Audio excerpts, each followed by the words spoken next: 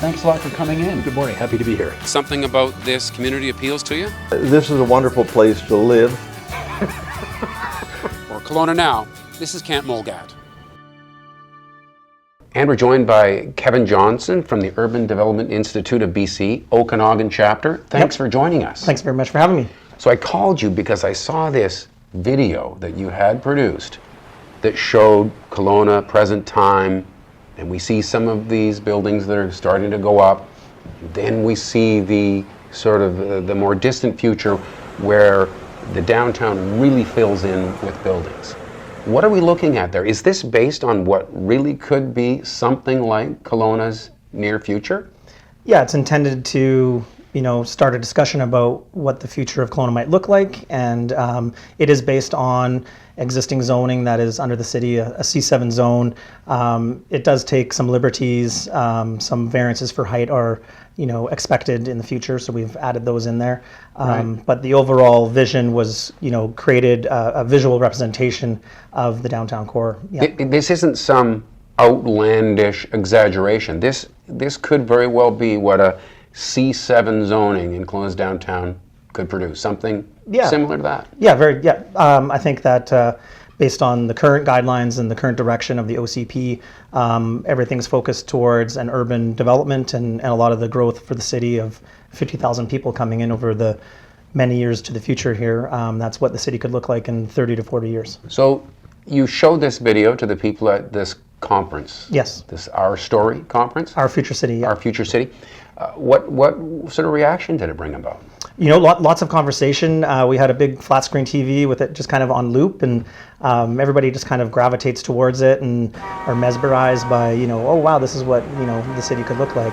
And we got all different kinds of reactions, some positive, some people are like, never in a million years. And yeah, so, like you said, the sound kind of peaks up and gets a little louder. And right, okay.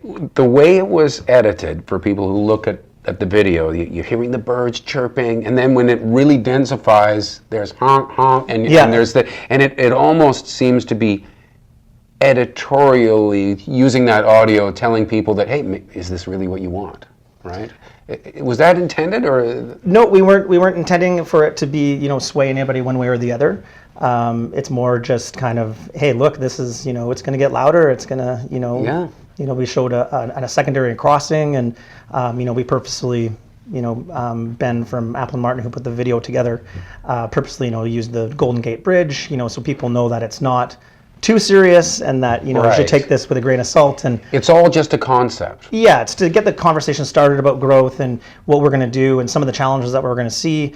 Everything from affordability to, well, affordability is a big one for people who want to come and work downtown, as well as for others that can't afford to come and buy a place but still want to live in Kelowna. So yeah.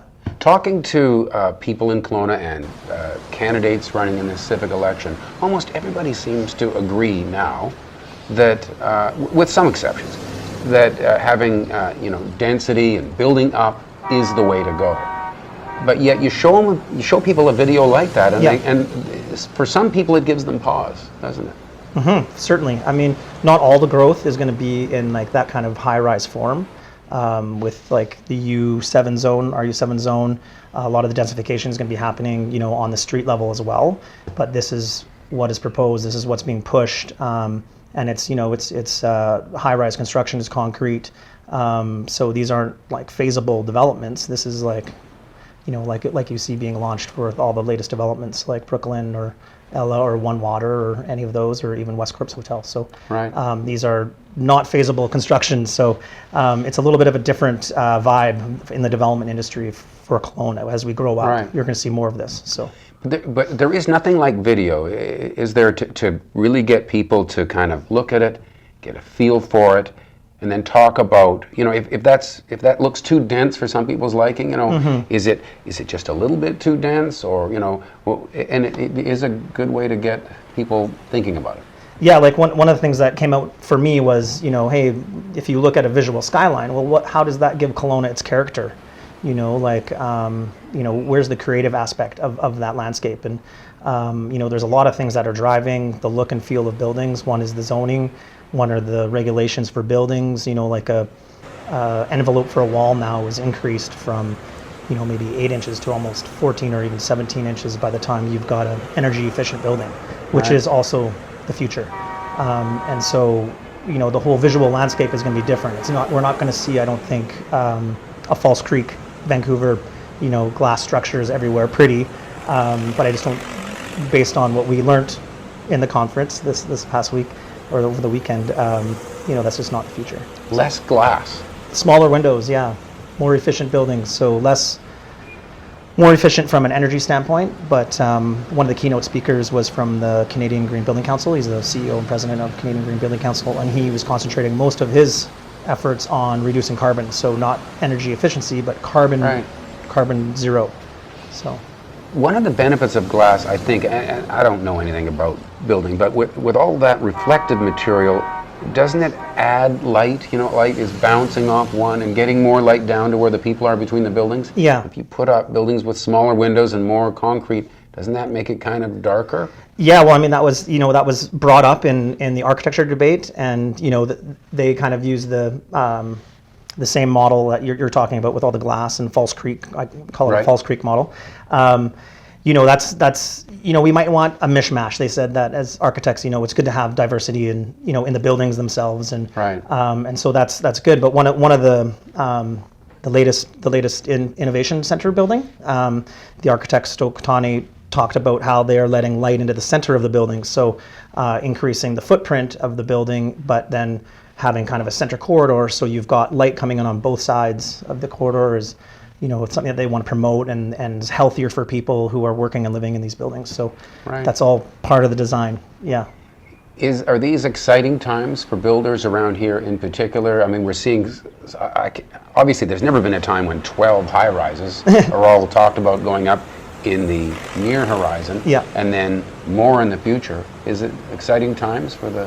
Yeah, I mean, on a per capita basis, this is one of the things that was discussed was Kelowna has a lot of, cranes going up, but for a population of, let's just say 150,000 people for the general area, there's a lot more cranes than, per capita than any other city really in Canada. So that's one of the Yeah. exciting things for Kelowna. I mean, I think it's exciting, yeah.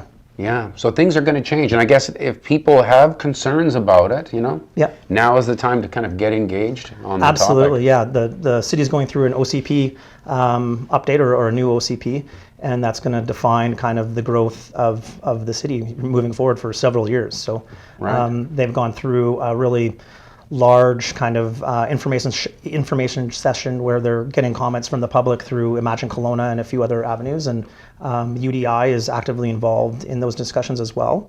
And as a group of developers, really talented people, we're able to provide our input and kind of help guide direction of growth and changes in the OCP. So Terrific. Yeah. Well, thanks for doing that and giving us some images to sort of latch Yeah. onto. That's really terrific. Thanks Yeah. for coming in. thanks very much. And thank you for watching Kelowna Now.